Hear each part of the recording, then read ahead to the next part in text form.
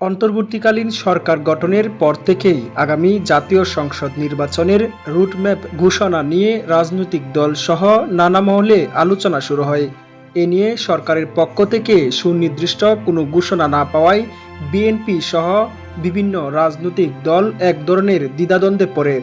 তবে সরকারের প্রধান উপদেষ্টা ডক্টর মোহাম্মদ ইউনূস ও সেনাপ্রধান জেনারেল ওয়াকারুজ্জামানের সম্প্রতি দেওয়া বক্তব্যে কিছুটা আশ্বস্ত হয়েছে দলগুলো। নির্বাচন নিয়ে তাদের বক্তব্যকে ইতিবাচক হিসেবে দেখছেন।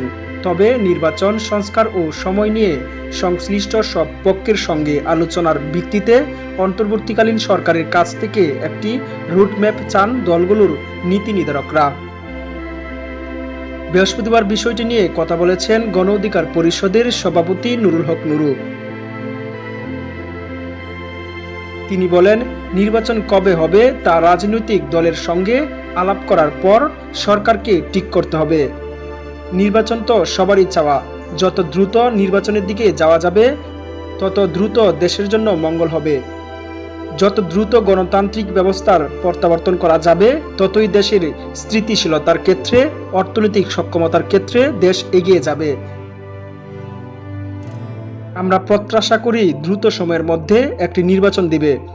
নূর বলেন, রাজনৈতিক দলগুলো কেউ 6 মাস, কেউ 1 বছরের মধ্যে নির্বাচন চাচ্ছে। এটা আসলে আলাপ আলোচনার মাধ্যমে সময়টা নির্বাচন করা উচিত। আমি মনে করি 1 বছরের মধ্যে চাইলে নির্বাচন সম্ভব।